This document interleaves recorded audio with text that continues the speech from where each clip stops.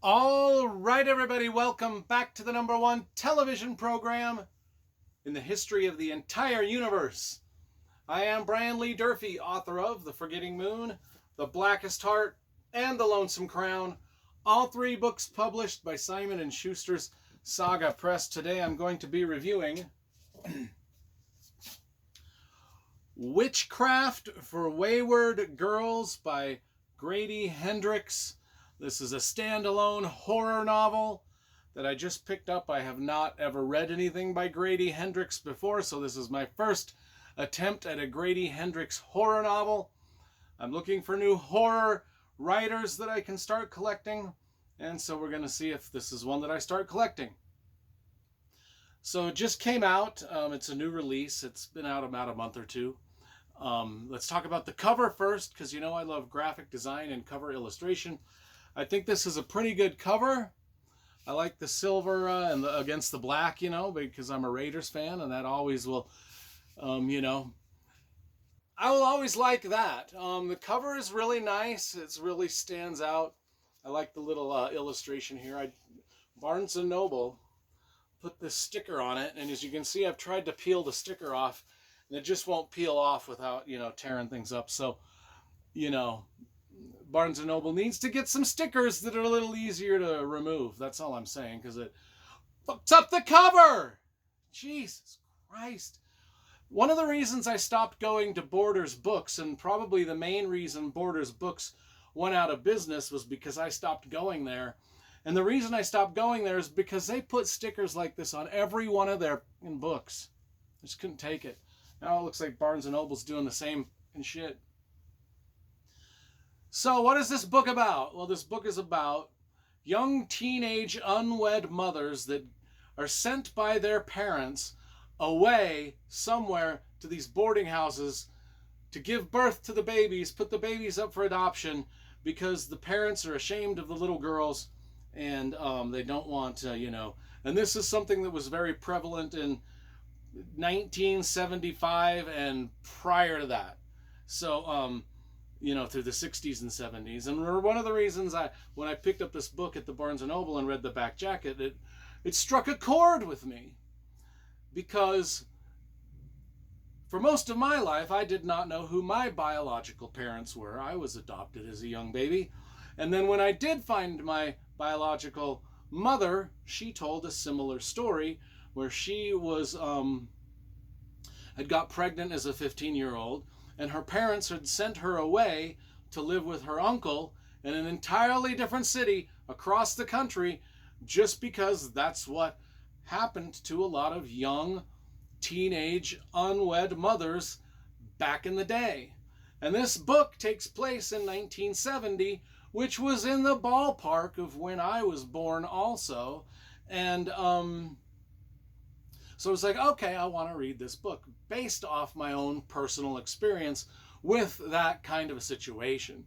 So I wanted to read some of the quotes at the beginning of this book, which are interesting to say the least. The world used to be a different place, I'm telling you. And it wasn't that long ago, because some of the people that said some of these things are people we know and that are alive today. So in 1927, in Mental Hygiene magazine, this was the quote: "The average unwed mother is a young moron who as a child had inadequate home training due to the ignorance, poverty, and alcoholism of her parents."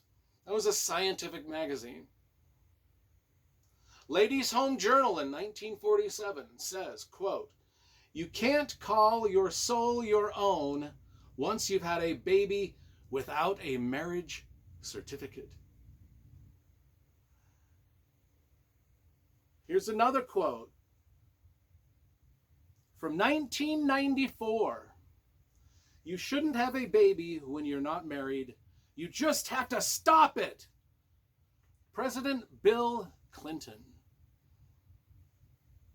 Time magazine in 2003. "Needy girls who imagine that having a baby will fill the void in their lives are usually in for a rude shock." Well, that one might be true. as that's part of the themes of this book. So, yeah, so the author's foreword, he mentions these maternity homes that young girls in the late 60s and early 70s would go to. And so that's the basis of this. We enter this book. It's 1970. A girl named Neva is riding in a car with her father to one of these maternity homes in Florida. It's a few states away from where she lives. She's very upset about this. Her father seems to have no mercy upon her and is just basically deriding her as an evil, ignorant, dumbass fool who is very disobedient and has done many wrong things in her life. And this is the ride that she's taking to this maternity home. It's a very heartbreaking scene and draws you right into the book and builds a lot of sympathy for the young girl who is pregnant, who's going to this maternity home, and the evil words that are vomiting forth from her father.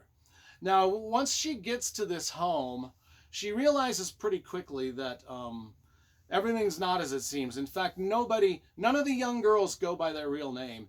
So Neva decides to go by the name of Fern.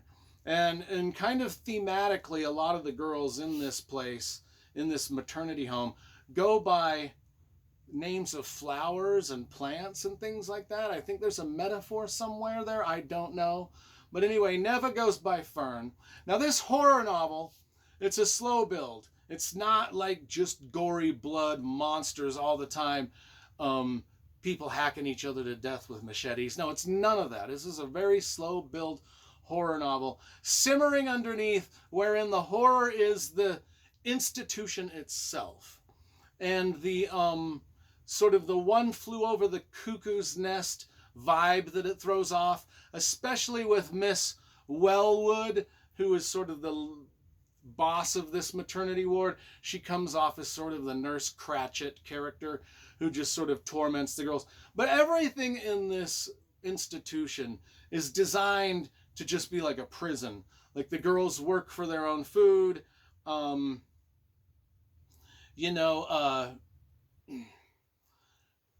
They have to work for their own keep. They have to pay to be there. Every therapist, everybody that works in this place is just kind of like making sure that these girls' lives are as miserable and uncomfortable as possible, and that the girls can't escape. And even when the girls decide that they want to keep the baby, they are discouraged from keeping the baby. I probably shouldn't give a lot of these plot points away. I'd rather you read the book and figure out just the type of horrors and manipulation is going on within this maternity ward. And whilst Neva / Fern is in the maternity home, there's a bookmobile that comes by. Like they don't get a lot of entertainment in this, but she loves the bookmobile, and she finds in the bookmobile a book that's called How to Be a Groovy Witch. And she opens it up, and it looks like it's full of like witchcraft spells and how to cast spells and how to do voodoo magic and things like this. So she takes it up, and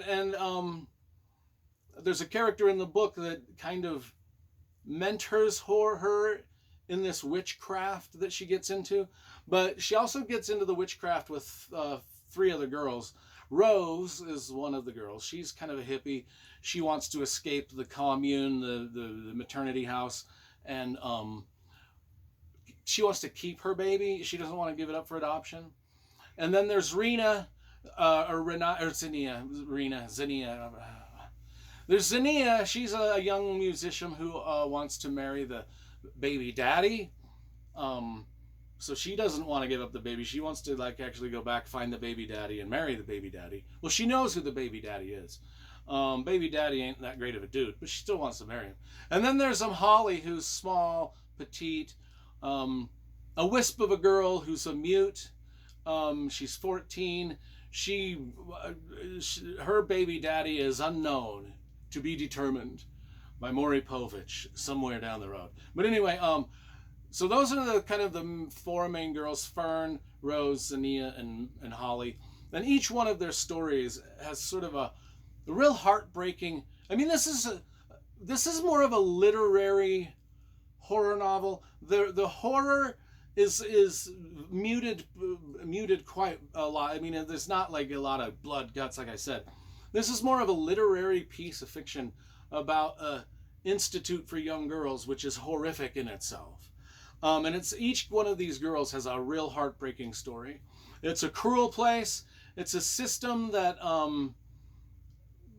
that farms out babies to people that want to adopt them and takes the babies from young girls, young mothers who really wanted to keep the babies and love the babies and raise the babies themselves. And therein lies the horror of this book and the heartbreak of this book.